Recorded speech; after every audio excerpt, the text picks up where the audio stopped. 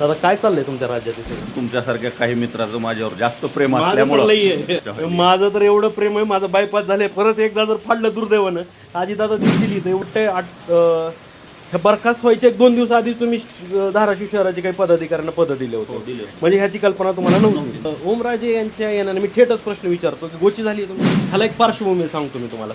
जेव्हा 2009 मध्ये ओमराजे इकडे आले, तर त्याच्यानंतर एक अशा पद्धतीचं राजकीय की ओम सेना एक वेगळी होती आणि तुम्ही रवी सर वेगळे होतात. त्यावेळेस देखील तुमचं तालुका प्रमुख पद गेलं होतं. त्या इतिहासाची पुनरावृत्ती होती ओमराजे आले. ते म्हणले मी चालू आता नंबर बी नव्हता तुमच्याकडे त्यांचा. नाही दुसरा म्हणजे त्यांचा जो रेग्युलर 777 आहे तो नंबर नव्हता.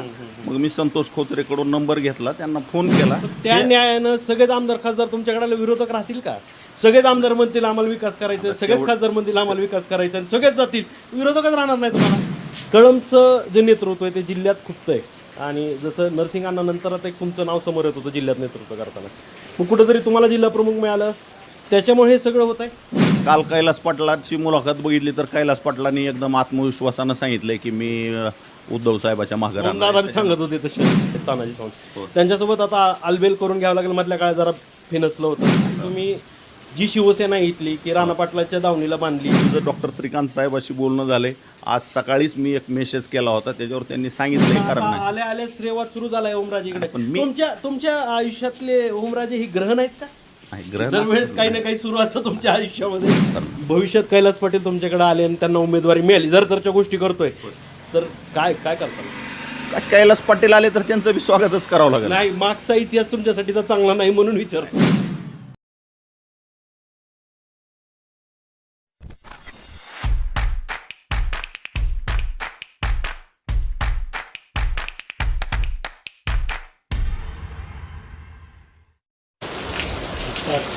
सध्या धाराशिव जिल्ह्यामध्ये काय झालंय तर राजकीय घडामोडींना वेग आलेला आहे. जसंच खासदार ओमराजे निंबाळकर हे उद्धव ठाकरे गटातून एकनाथ शिंदे यांच्या शिवसेनेत गेल्यावर मग आता आमच्या जिल्ह्यात काय झालंय तर काल पूर्णच्या पूर्ण जिल्ह्याची बॉडीज बरखास्त करण्यात आलेली आहे. यावरच आपण बोलायला अजितदादा सोबत आहेत.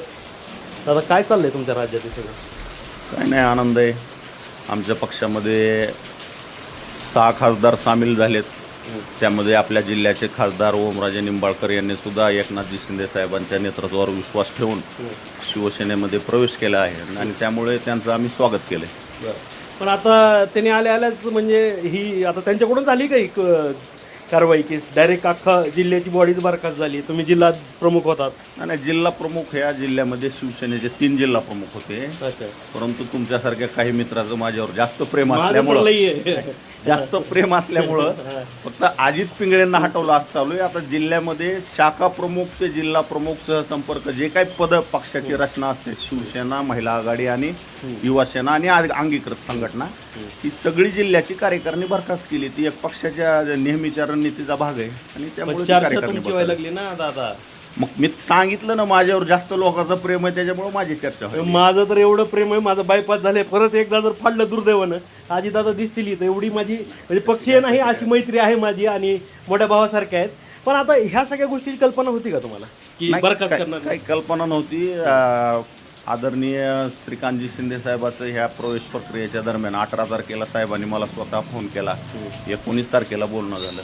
त्यानंतर सुद्धा माझं बोलणं झालं आणि डॉक्टर साहेबांनी सांगितलं होतं. आणि मी तुम्हाला माहीत आहे, मी कुठल्या व्यक्तिनिष्ठ माणूस नसून मी पक्षावर निष्ठा ठेवणारा माणूस आहे. आणि मी जोपर्यंत एकनाथजी शिंदे साहेब आणि श्रीकांतजी शिंदे साहेब यांच्या सोबत मी कायमस्वरूपी राहणार आहे. आता ह्यात सगळ्यात महत्त्वाचा मुद्दा काय? आता तुम्ही मला वाटतं बरखास्त व्हायचे 1-2 दिवस आधी तुम्ही धाराशिव शहराचे काही पदाधिकाऱ्यांना पद दिले होते. म्हणजे ह्याची कल्पना तुम्हाला नव्हती. आणि संपर्क प्रमुखांची परवानगी घेऊन संपर्क प्रमुखाच्या हस्तेच मुंबईमध्ये बाळासाहेब भवनला आपण त्या नेमणुका केल्या. मग आता ओमराजे यांच्या येण्याने मी थेटच प्रश्न विचारतो की गोची झाली आहे तुमची? नाही, मला काही अडचण नाही.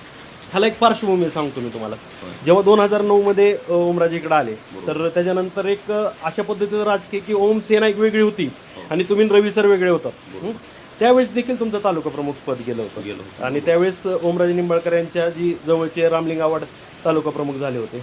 मग त्या इतिहासाची पुनरावृत्ती होती ओमराजे आल्यामुळे? तसं काय नाही, उलट मला त्यावेळेस तालुका प्रमुख पदावरून काढल्यानंतर मला पक्षानं बोलवून घेऊन 1 महिन्यामध्ये संपूर्ण लोकसभा मतदारसंघाच्या बूथ रचण्याची जिम्मेदारी असणारं उपजिल्हा प्रमुख पद दिलं होतं. आणि ओमराजेंची आणि आमची त्यावेळेस वैयक्तिक दुश्मनी नव्हती. तुम्हाला माहिती आहे 2009च्या निवडणुकीमध्ये या धाराशिव जिल्ह्यामधला एक सुद्धा पदाधिकारी नव्हता. वाटल्यास तुम्ही खासदार साहेबांची जुनी भाषणं काढा. फक्त अजित पिंगळे हा एकमेव पदाधिकारी, प्रत्येक घरोघर त्यांना शिवसैनिकांच्या ओळखी करून देण्यापासून मी काम केलं होतं. पण मग तीच झालं ना की पण तुमचं फारसं चांगलं नव्हतं मधल्या काळात. नाही, परत ते आमचं कृषी उत्पन्न बाजार समितीहून झालं होतं. आणि कृषी उत्पन्न बाजार समितीवर होण्याचं कारण काय होतं की तिथं शिवसेनेला उपसभापतीपद मिळावं ही माझी भूमिका होती. मला काय पाहिजे नव्हतं. मी त्या मार्केट कमिटीत असताना सुद्धा मी शिवसेनेचा उपसभापती व्हावा ह्या विषयातून ते राजकारण झालं.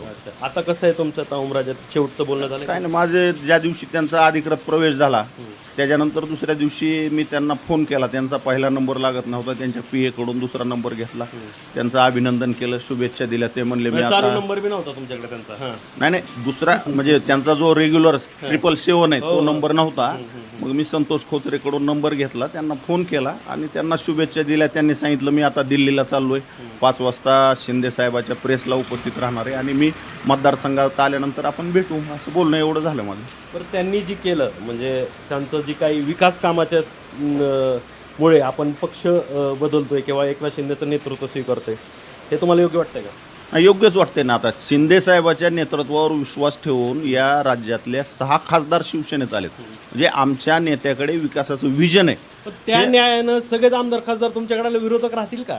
सगळेच आमदार म्हणतील आम्हाला विकास करायचा, सगळेच खासदार म्हणतील आम्हाला विकास करायचा आणि सगळेच जातील, विरोधकच राहणार नाही तुम्हाला. आता तेवढं मोठं महाराष्ट्राची भूमिका मांडण्या एवढा मी मोठा नाही, त्याच्यामुळे त्याच्यावर मी सांगू शकत नाही. शुभेच्छा तर आहेत की मी राज्याचं नेतृत्व करावं, राज्यात तुमचं स्थान असावं असं आमच्या शुभेच्छा आहेत.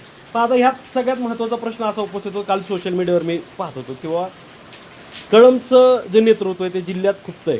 आणि जसं नरसिंगांना नंतर आता एक तुमचं नाव समोर येत होतं जिल्ह्यात नेतृत्व करताना, मग कुठंतरी तुम्हाला जिल्हा प्रमुख मिळालं त्याच्यामुळे हे सगळं होत आहे. नाही, आता हा निर्णय राज्य पातळीवरून झाला आहे. काय जिल्ह्यामध्ये तर तुम्हाला माहिती आहे विधानसभेची निवडणूक असेल, नगरपालिकेची निवडणूक असेल, जिल्हा परिषदची निवडणूक असेल. तुम्ही कळमचे असल्यामुळं तुम्हाला सांगायची गरज नाही की या तालुक्यामध्ये अत्यंत आमचं म्हणजे खालच्या स्थानिक स्वराज्य संस्थेमध्ये आमच्याकडे एक सुद्धा सत्तेचं पद नव्हतं, म्हणजे शिंदेसाहेबाच्या शिवसेनेकडं. आणि ज्यावेळेस माझ्याकडे त्यावेळेस तर पद नव्हतं. नगरपालिकेची निवडणूक झाली, आम्ही भाजपाबरोबर युती करून शिवसेनेचा नगराध्यक्ष इथं बसवला. त्यानंतर पंचायत समिती झाली, जिल्हा परिषद झाली.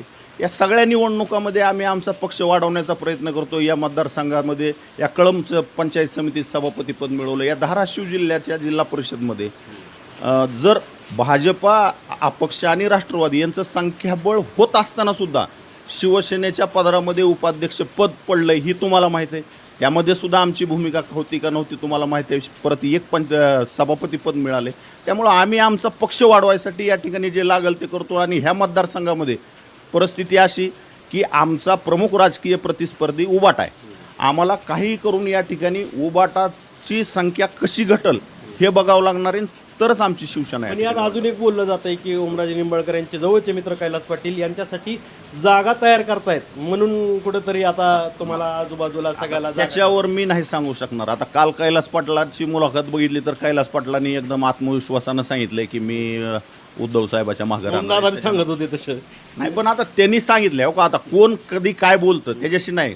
पण माझं एकही मला काही जर भूमिका घ्यायची असली तर मी एकदम ओपन भूमिका घेणारा माणूस आहे. तुमच्या पक्षाचे एकमेव आमदार जे आहे जे धनुष्यबाणाच्या चिन्हावर निवडून आलेले तानाजी सावंत, त्यांच्यासोबत आता आलबेल करून घ्यावं लागेल. मधल्या काळात जरा फिनसलं होतं. फिनसायचा माझ्याकडून काहीच विषय नव्हता. आता त्यांच्या मनात काय आहे ती मला माहीत नाही. पण मी असा माणूस आहे की मी सगळ्याला धरून चालणारा माणूस आहे. मला माझा पक्ष मोठा झाला पाहिजे. आता तुम्ही बघितलं असेल कालच्या पंचायत समितीच्या निवडणुकीमध्ये वाटलं असतं तर मी माझ्या बायकोला कुठतरी उभा करून निवडून आणलं असतं, माझ्या मुलीला आणलं असतं, माझ्या मुलाला जिल्हा परिषदला. दरम्यान आरोप होत होते की तुम्ही जी शिवसेना इथली की राणा पाटलाच्या दावणीला बांधली गेली असं देखील तुमच्याच पक्षातील काही आरोप करणार न करू द्या. पण वस्तुस्थिती तुम्हाला माहिती आहे की माझी माणसं मी उलट काही ठिकाणी कमळाच्या जागेवर जिथं जागा सुटली तिथं उभा केलेत. असं नव्हतं आमचा काही विषय की माझ्या कार्यकर्त्याला न्याय देण्याचा प्रयत्न केला. माझ्या जे एकनाथ शिंदे साहेबाच्या विचारावर चालणारे लोक आहेत त्या लोकांना आज मी पंचायत समितीचा सभापती राणादादांचे 5 माणसं असताना माझे 3 माणसं असताना या ठिकाणी शिवसेनेचा सभापती बसला नाही. म्हणजे मी त्यांच्यासोबत युती होती आमची, आणि युती काय अजित पिंगळे एकटा करू शकत नसतो. युती करताना आमचे पालकमंत्री यांच्यासमोर चर्चा झाली. त्याच्यानंतर आम्ही शिंदे साहेबाला सांगितल्यानंतर शिंदे साहेबांनी ज्यावेळेस डन म्हणले त्यावेळेस आमची युती झाली. आता प्रत्येक मतदारसंघातले समीकरणं वेगळे असतात. भूमपरांडा वाशीला युती झाली नव्हती, उर्वरित जिल्ह्यामध्ये युती झाली होती. पण आता त्या टायमाला म्हणजे वेगवेगळी शिवसेना लढली होती. मग आता तुमचं झालंय का आलबेल झालंय का? सावंतांची बोलणं झालं का तुमचं? आता साहेबाची बोलणं झालं नाही, साहेबाची भेट झाल्यावर साहेबांना मी बोलल. पण आता कुठल्या निवडणुकाच नाहीत. आता येणाऱ्या निवडणुका कुठल्याच ग्रामपंचायतच्या आता पदाधिकारी निवडी होतील जिल्हा प्रमुखासाठी, पण परत एकदा तुम्हाला निवडी होतील त्यावेळेस माझं डॉक्टर श्रीकांत साहेबाशी बोलणं झालंय. आज सकाळीच मी एक मेसेज केला होता, त्याच्यावर त्यांनी सांगितलंय की कुठला काय कोणावर अन्याय होणार नाही. आणि तुम्हाला एक सांगतो, नगरपालिकेची निवडणूक झाली त्यावेळेस माझ्याकडे पद नव्हतं, जिल्हा परिषदची निवडणूक झाली त्यावेळेस माझ्याकडे पद नव्हतं, तरी बी मी पक्षासाठी झुकून देऊनच केले ना. आणि मला विधानसभेची उमेदवारी दिली एकनाथ शिंदे साहेबांनी, ह्याच्यापेक्षा मोठं काय पाहिजे आणखी? त्याच्यामुळं मी अविरत काम करत राहणार. आता कालच्या 18 कोटीचा जो निधी आला त्याच्यावर बरंच आता श्रेयवाद सुरू झालेला आहे. तिकडून सांगितलं जातं की राणा पाटलांनी फडणवीसांना सांगून निधी आणलाय, इकडून सांगितलं जातं ओमराजे तिकडे गेले आणि त्यांनी निधी आणलाय. काय वाटतं तुम्हाला? महायुतीच्या सरकारनं आणि आदरणीय एकनाथजी शिंदेसाहेब ज्या खात्याचे मंत्री आहेत, नगरविकास खात्याचे, त्या खात्यानं हा निधी दिलाय. त्यामुळं यामध्ये मला काही वेगळं वाटायचं काही कारण नाही. आले आले श्रेयवाद सुरू झालाय ओमराजेकडे. तुमच्या आयुष्यातले ओमराजे ही ग्रहण आहेत का? दरवेळेस काही ना काही सुरू असतं तुमच्या आयुष्यामध्ये. मी प्रामाणिक काम करणारा कार्यकर्ता आहे. माझा कुठं साखर कारखाना आहे का काय? माझं मी साधा कार्यकर्ता आहे. मला एवढ्या उंचीवर शिंदे साहेबांनी आणलंय, हीच माझ्यासाठी फार मोठं आहे. आता शेवटचं की आता समजा तुमच्या गोटातलं कुणी जिल्हा प्रमुख नाही केलं तर काय भूमिका राहील तुमची? नाही, काहीच नाही. पक्ष जो निर्णय घेईल त्या निर्णयासोबत मी राहणार आणि अविरतपणे शिवसेना पक्षाचं काम करणार. भविष्यात कैलास पाटील तुमच्याकडे आले आणि त्यांना उमेदवारी मिळाली, जर तरच्या गोष्टी करतोय तर काय काय करता? कैलास पाटील आले तर त्यांचं बी स्वागतच करावं लागेल. नाही, मागचा इतिहास तुमच्यासाठीचा चांगला नाही म्हणून विचारतोय. तसं काय नाही, कैलास पाटील येणार नाही असं त्यांनी सांगितलंय. आता ते त्यांच्या शब्दाला कितपत आहेत. पण जर कैलास पाटील आले, शिंदे साहेबांनी जर त्यांना उमेदवारी दिली तर शेवटी आमचा बी नाविलाज आहे. एकूणच अजितदादांची जी काही भूमिका आहे कालच्या एकूणच बरखास्तीच्या पत्रानंतर आणि एकूणच जिल्ह्याच्या राजकारणात त्यांनी सांगितलेलं आहे. त्याचबरोबर भविष्य काळामध्ये त्यांचा एक छान असा पॉडकास्ट करणार आहे. त्याच्यामध्ये आपण मागचे ते बालसैनिकपासून ते आत्तापर्यंत त्यांचा प्रवास देखील आपण सांगणार आहेत. आणि लवकरच आपण ओमराजे निंबाळकर यांचा देखील पॉडकास्ट करणार आहे. त्याच्यामुळे आपल्या मुद्द्याच्या बोलाला सबस्क्राईब करून ठेवा आणि दादांची मुलाखत कशी वाटली ते देखील कमेंट बॉक्समध्ये सांगा. धन्यवाद.